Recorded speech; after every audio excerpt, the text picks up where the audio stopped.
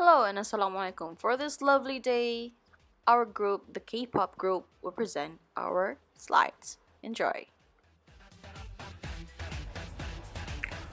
What is K-pop? Okay, K-pop is a genre of pop music originating from South Korea. The word K stands for Korean and pop is being short for pop music.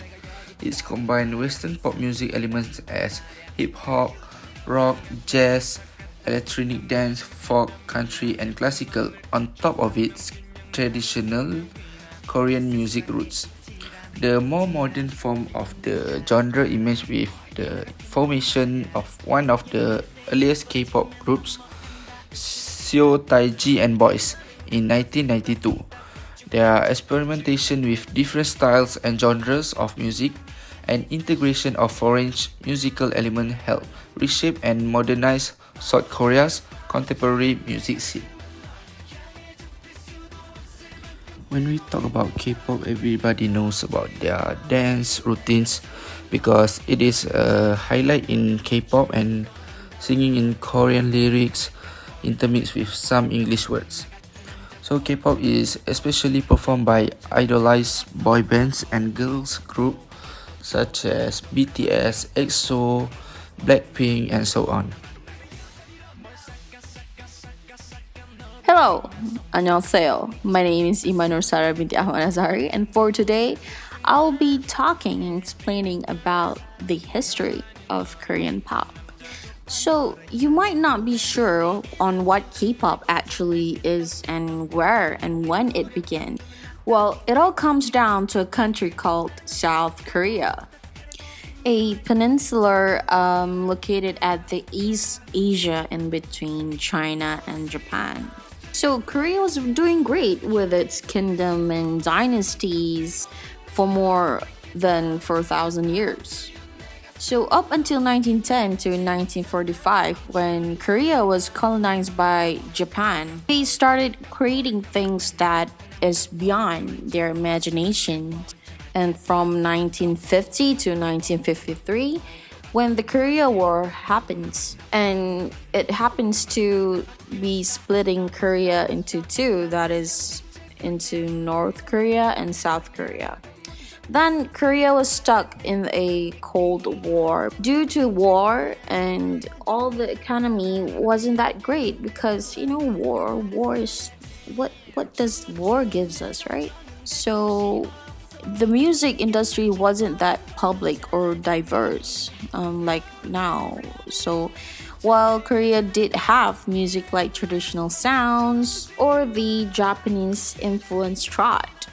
So speaking about trot, let me bring you back on April 5th, 1885. When Henry Appenzler, okay, he started to teach American and British folk music at a school in Korea. And this is when Changa is created. And Changa is like a song. So this Changa is a song that where Koreans express their feelings towards the Japanese oppression.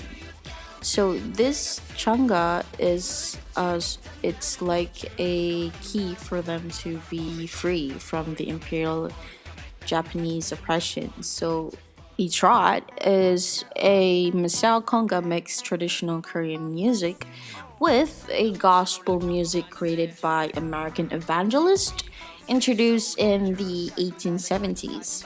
So in Korea, this would come to be known as trot and was extremely popular back then, right?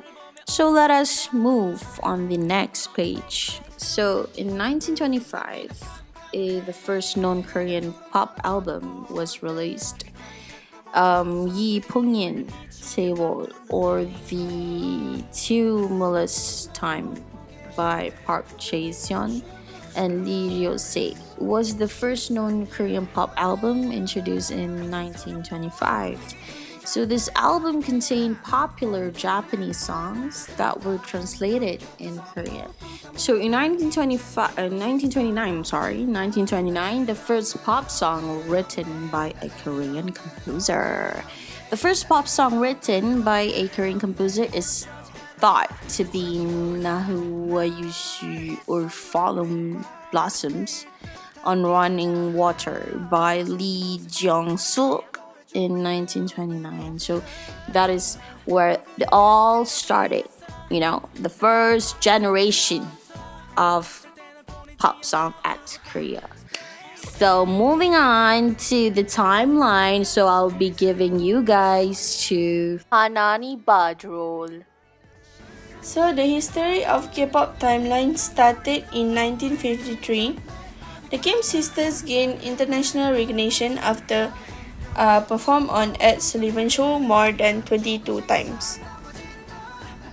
Next, in 1962, which is the introduction of Korean rock music, when the Beatles' fever reached the shores of Korea, the first local rock bands appeared. The first set is to be at 4, founded by group leader Shin Jung-hyun. However, trot still remained popular during this time. Next is 1970, which is the introduction of Korean hippie folk pop. With the new generation on the rise, many did not experience the oppression faced by their ancestors against the Japanese. With that in mind, this generation was heavily influenced by the American hippie movement. Just as the American hippies opposed the Vietnam War, so too did the Korean hippies, which led to the government banning various songs that contained more liberal-leaning messages. The leading Korean singer at the time was Han Dae-soo, who was eventually banned from performing in Korea. Next is in 1980, which is the era of the ballads. In the 80s, South Korea saw the rise of ballad singers. This genre became popular after the 1985 release of Lee Kwang-jo, You're Too Far Away to Get Close, which sold over 300,000 copies. The most popular ballad singers of the decade was Lee Young-hyun, whose songs were compiled into a modern musical in 2011. Next is in 1990, the 90s Korean music fad. Incorporating American music styles like rap, rock, and techno, Korean music forever changed. The male K-pop idol group known as the So Taiji and Boys emerged on MBC talent show with their debut song Nan Arayo or I Know. The judges deemed it a fail, but the Korean public loved it. The single became widely successful. Their success would form a pathway for many other K-pop groups to follow. And lastly, which happens also in 2007, which is Girls' Generation. Girls' Generation debuted in 2007 with songs such as Into the New World and Kissing You. But it wasn't until 2009 when they gained significant popularity for their hit single G, which was dubbed as most popular song of the decade. The group's immense popularity in their native country has earned them the titles The Nation's Girls and The Nation's Girl Group. They also topped Forbes Korea Power Celebrity 40 list for the years of 2010, 2011, and 2013. They were signed to SM Entertainment. So for October 2009, Wonder Girls and the US Billboard Hot 100. The Wonder Girls entered the US Billboard Hot 100 music chart with their single, which is Nobody. Next, August 21, 2010, SM Town Live 10 World Tour in Los Angeles. SM Entertainment holds its first concert outside of the Asian continent. On August 21, 2010. November 6, 2011, MTV Europe Music Awards.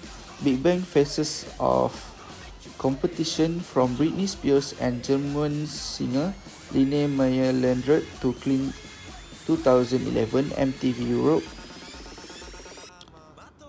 Music Awards for Best Worldwide Act.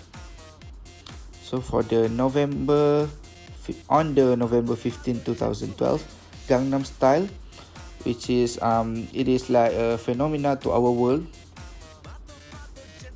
PSY Gangnam Style became the most viewed K-pop video on YouTube and topping record charts in over 25 different countries. So it is most what we call most famous at that time.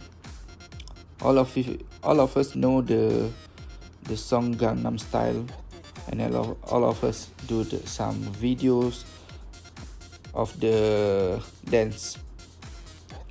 So it won the MTV Europe Music Awards for the best video and became the first video on YouTube to hit 1 million views. Assalamualaikum and hi, I'm Fitra and now I'm going to talk about K-pop features. So what makes K-pop stand out? As we know, when we talk about K-pop, the first thing comes in our mind is their intense dance. So for the first point of the K-pop features is their training period.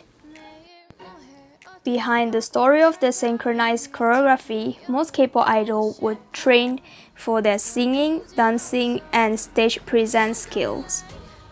It could take 10 to 11 years for the longest training period and 1 day for the shortest training period before their debut. Move on, I'll talk about the performance. In terms of performance, we can't deny that K-pop idols were actually pretty good in every stage, especially with their intense choreography, colorful outfit, and fearless facial expression on stage. Next is the music video. K-pop are also well known among fans for making an epic music video, but every music video does not come with an average standard. The company will actually spend from 100,000 to 300,000 US$ just for the artists, and not including their outfit, styling, and makeup.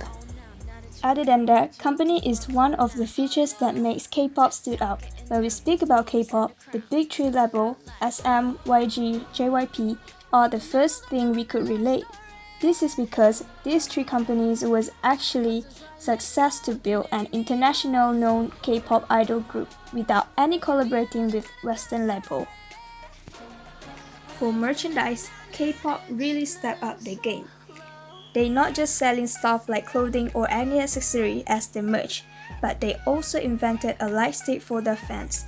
The first light stick were invented by YG label who own Big Bang. Besides, for the album package, company tends to include idol photo cards or poster, even sticker to their fans.